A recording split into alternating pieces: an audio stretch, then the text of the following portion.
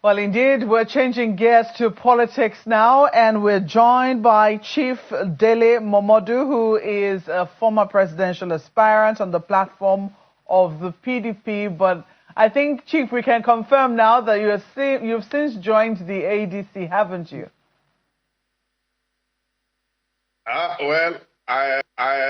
It's a coalition of different political parties, and I resigned from PDP because I saw that we had reached a kind of cul-de-sac, so I am joining ADC. Have you resigned your membership of the PDP, though? Oh, since I was even I think I was on channels, been on different platforms, and I resigned since. Yeah, we could see that PDP has been completely hijacked by agents of the ruling party ADC, who insist on staying in PDP while working for APC. It's a kind of anomaly, but it's okay. I mean, if I don't agree with my party, the honorable thing to do is to resign. And that's what I did. But do you still monitor development within the PDP? Because you have said, and that's what a lot of people are saying, that this is supposed to be a coalition of people from different parties. It could also be very possible that you'll have members of the ADC or people who will be working for the ADC within the PDP. Is that also a possibility? Of course. Apart from being a part-time politician, I am a journalist. I am a reporter, and I'll be a reporter for the rest of my life. So I monitor events in PDP and in other political parties, and I'm almost certain that PDP will not be able to rescue itself from the agents of the ruling party. And that's why I left. I cannot in good conscience continue to be in PDP while I'm working for a coalition or any other party. Anyone who knows me and knows my trajectory will remember that I contested the presidential election in 2011 on the platform of the National Conscience Party. And I came to National Conscience Party from Labour when I realized that Labour was not interested in contesting the presidency at that time. So I resigned honorably, and then I moved to the National Conscience Party. And I learned a lesson from it. Of course, I got about 26,000 votes nationwide. And I feel very, very privileged to have been a presidential candidate in Africa's biggest country, Nigeria. So the lesson I learned from it was that it would be difficult for a fringe political party to win a presidential election. That was why, and I wasn't satisfied with the way Buhari's APC was going. So I decided to join the PDP so that I could have a bigger platform.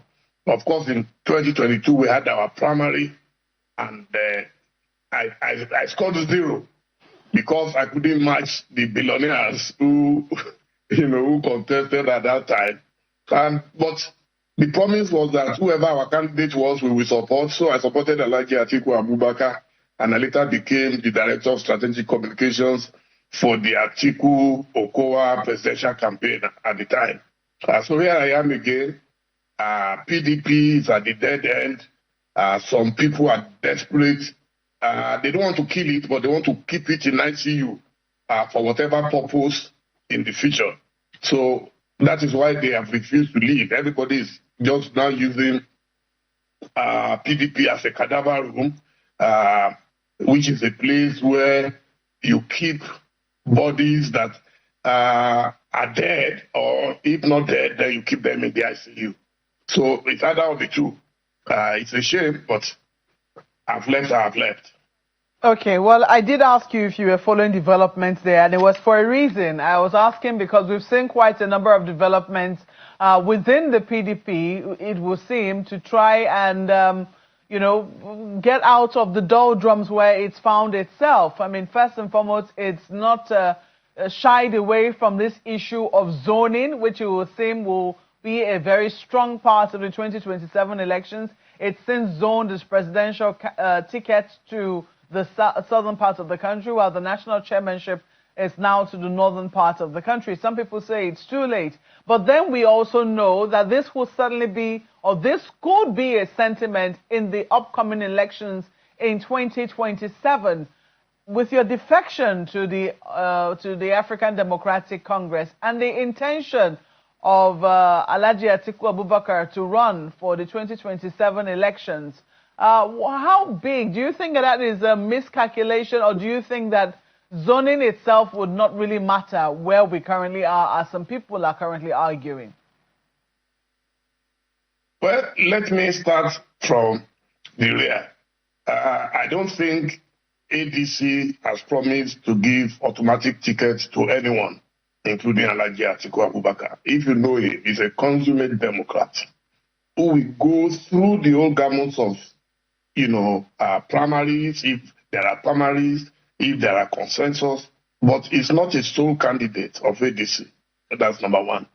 Number two is that there is nothing in the Nigerian constitution that stops anyone, whether you are a northerner or a southerner, from contesting.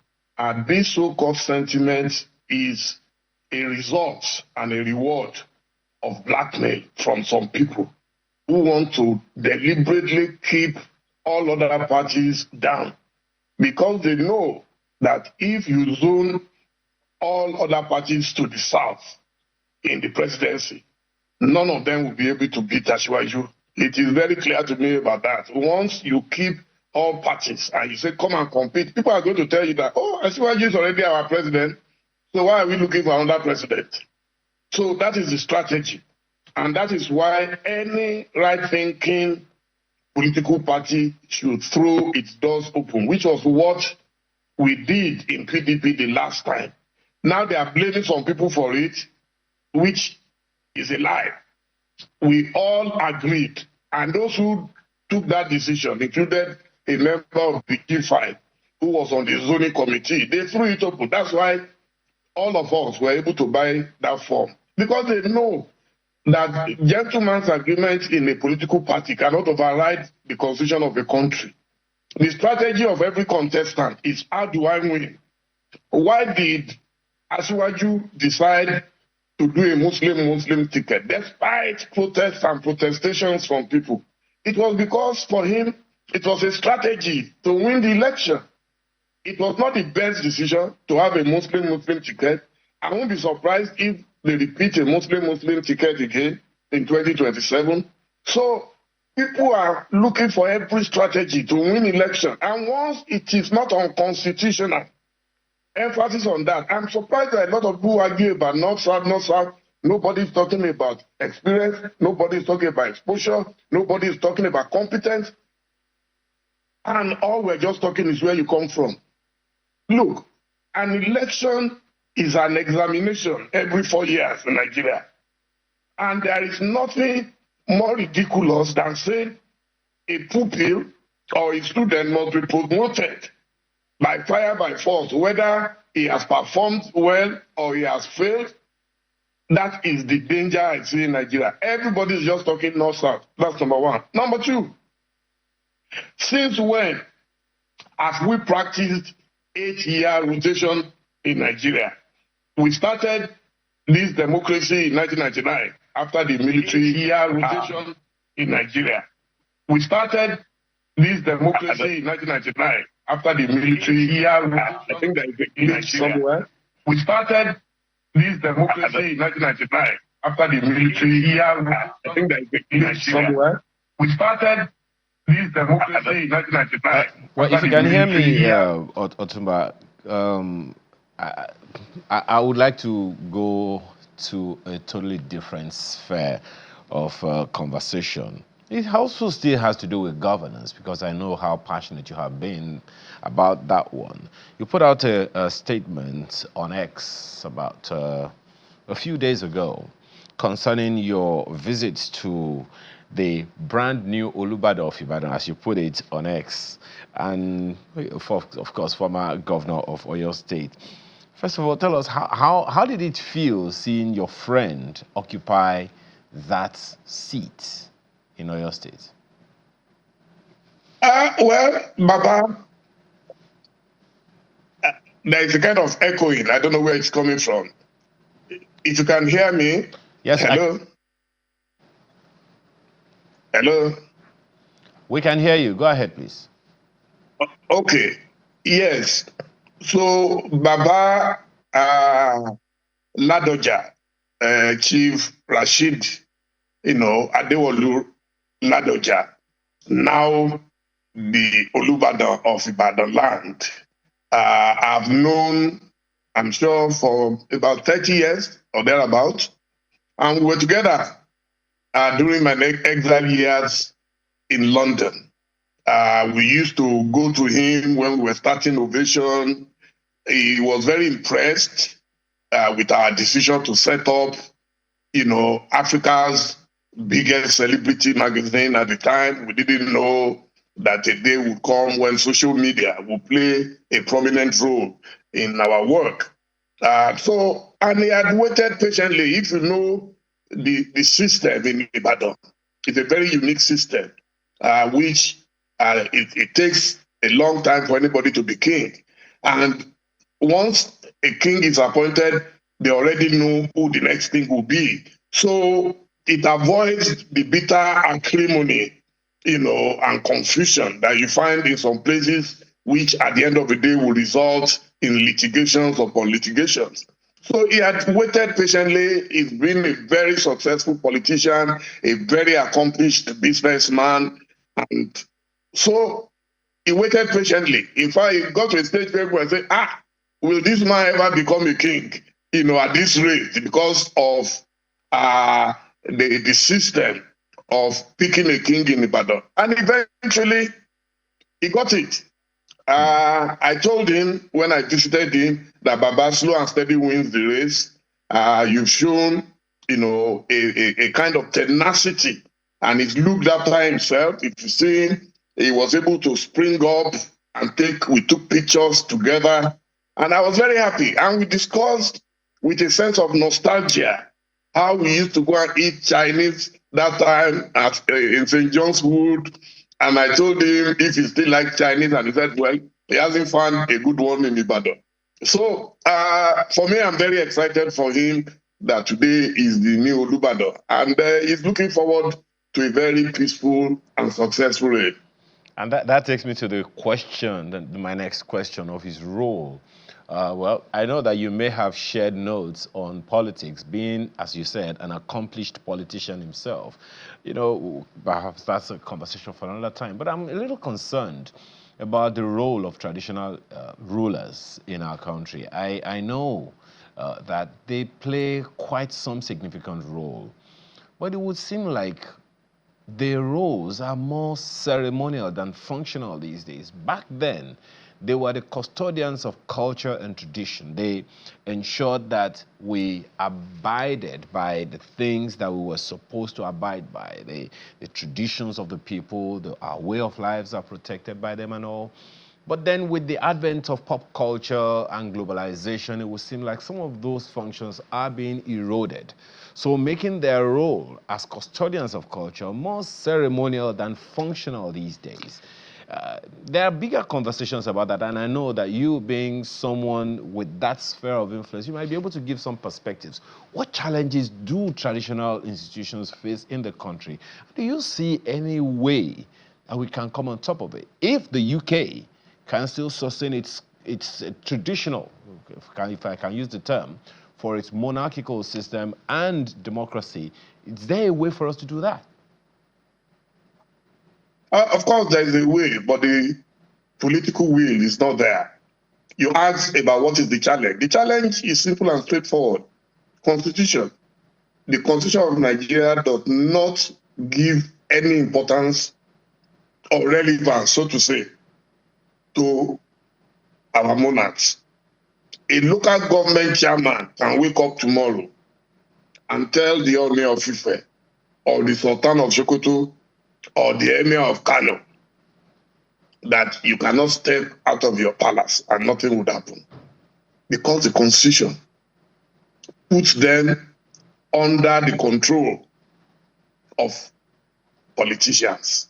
and politicians will do whatever is favorable to them. Look at Kano. Today we have 2 emirs practically in Kano.